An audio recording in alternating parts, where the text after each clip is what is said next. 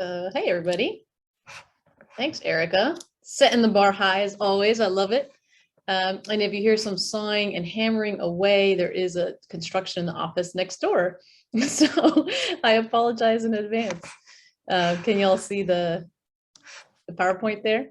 All right. Well, hi, everybody. I'm Naomi Campa. I'm an assistant professor at the University of Texas at Austin.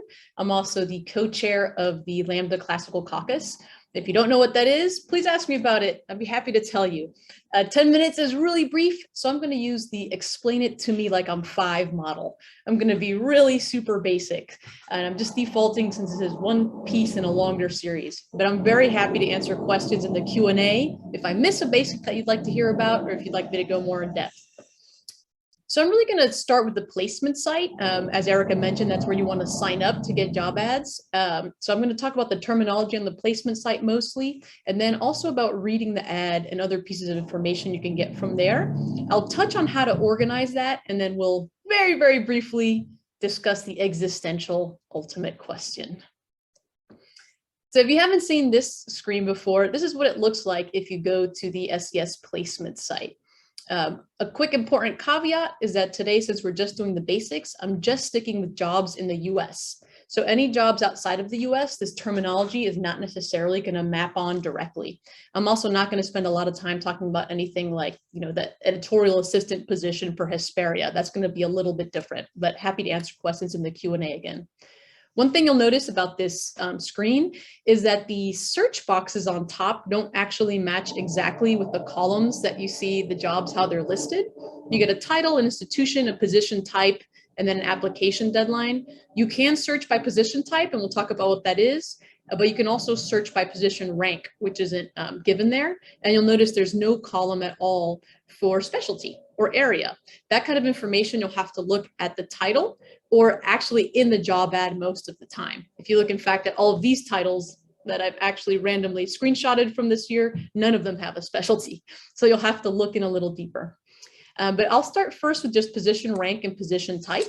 Amy Pistone is going to cover a little bit more of this in depth. But when you're looking at job ads, right, your question is one, is this job something I should apply for generally? And then more specifically, am I going to apply for this job really?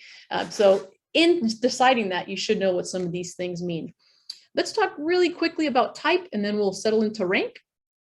Type is really the sort of position it is, where the position could or could not lead to. You can think of it sort of that way, whereas rank is your title when you go in to the actual institution.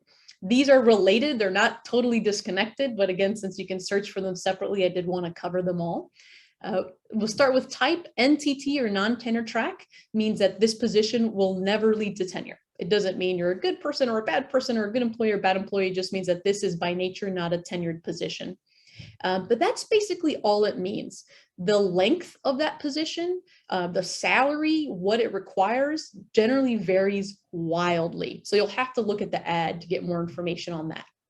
Tenure track, or what you'll see often said, abbreviated as TT, means that this position can lead to tenure, which is a more permanent or long-term position by its nature. You will have to go up through tenure in year 6. It's not automatic, but it does mean that this position naturally leads to that. You don't have to reapply every year to be reassigned to that position. It will be long-term.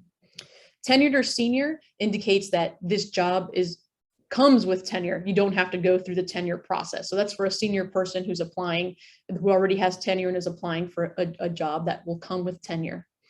Adjunct or part-time, this also can vary wildly in terms of length of appointment and salary, or payment. But one difference between a regular non-tenure track job or something marked as adjunct is that it's typically paid per class as opposed to being paid on a salary. So you would be assigned, it would say the ad would have, for this many classes per a semester, and that's how the payment would be. Often this does not add up to full-time employment. And so adjunct positions often do not include benefits like health insurance or retirement or moving expenses. So some quick notes on the rank, and you'll see that some of these by nature have to go with one of the other ones on the right, but there's still some variability.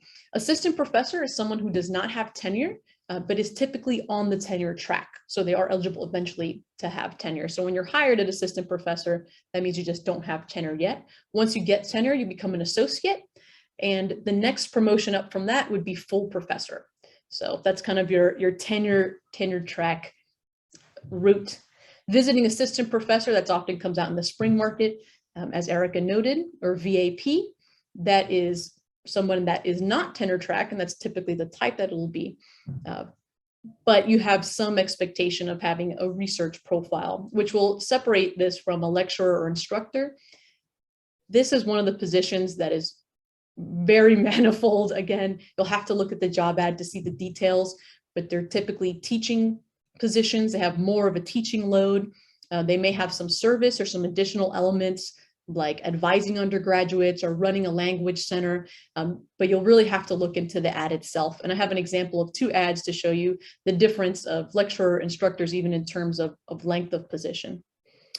The last 2 there, open or other. Open is it could be open rank. Somebody is looking for a person in Latin prose, and they're really just looking to see what applicants are there, and they're willing to hire an untenured person for the tenure track, or they're willing to hire a tenured person. It's really quite open. And other is kind of the catch-all for everything else, which could include fellows and fellowships. So as an example, I just pulled 2 lecturer positions from this year's spring market. And you'll see this one is lecturer. It would be a non-tenure track type of job. And you'll notice there, I've highlighted there, appointment is for 1 year with the possibility of renewal. That doesn't tell you if it's a renewal for 1 more year, or renewal for 3 more years, or ad infinitum. That's something you would have to talk more with the institution to find out, but it does seem like it could be a longer term position. Sometimes you will see 3-year positions with a possibility of renewal or things like that.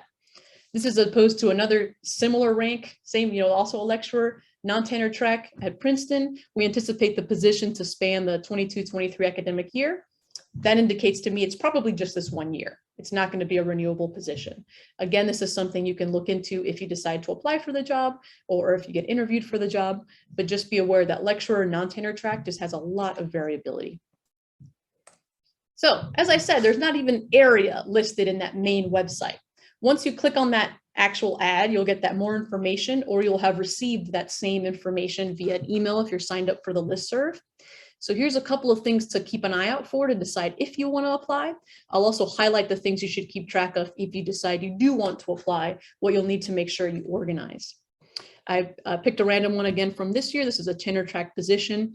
An assistant professor is the rank that you would be hired at if you were to apply and get this job at Harvard University. So some details you might want to look out for. Right away, we see we do have an area of specialty listed under a bold there, ancient history, but that's still pretty broad. So you'll want to read into the details to see if you can get any more information on whether that fits into your area or not.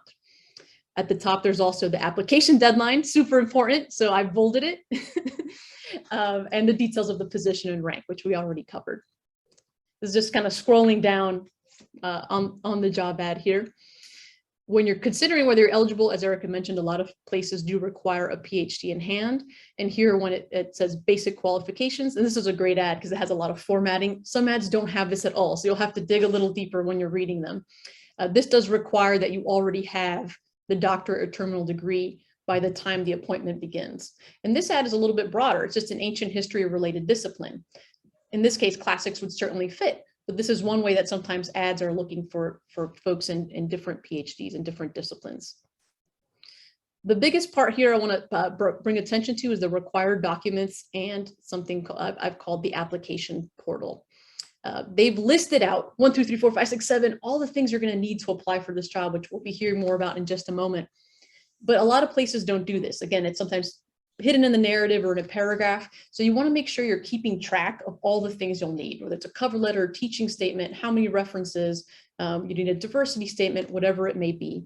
And in terms of organizing, something I like to do is I actually, when I've decided I'm going to apply for this job, I keep a little checklist with 2 columns, kind of listing out all the things I need. And one checklist, have I actually done this? Do I have a cover letter for this job? Do I have a teaching statement already ready to go, or do I need to make one? And once I do that, I've gone ahead and checked it off. And the second column is whether I've uploaded this information or submitted it. So that way you can make sure you're keeping track of all the little pieces to these job ads. I say checklist because I literally draw a checklist and mark it with my pen. Some folks instead like to do an Excel sheet or keep a Microsoft doc. So when I say checklist, think of all the ways you might want to do that, but keep track of it somehow. Application portal is the way you're actually going to submit your application.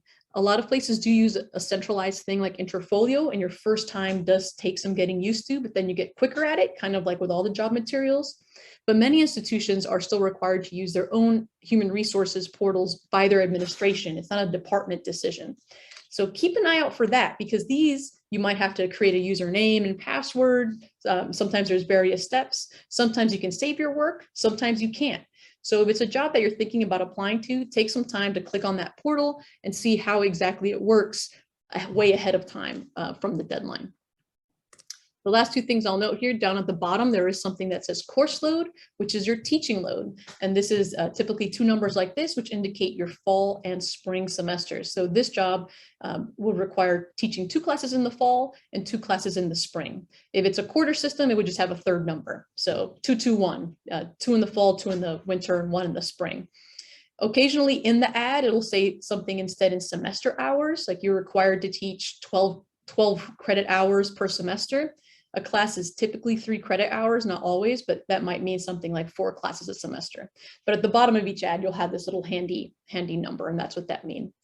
Other bits you might want to notice in the ad are other duties. Again, if you're doing a language program director, it might tell you those duties that are required, or supervision. Some jobs provide a timeline.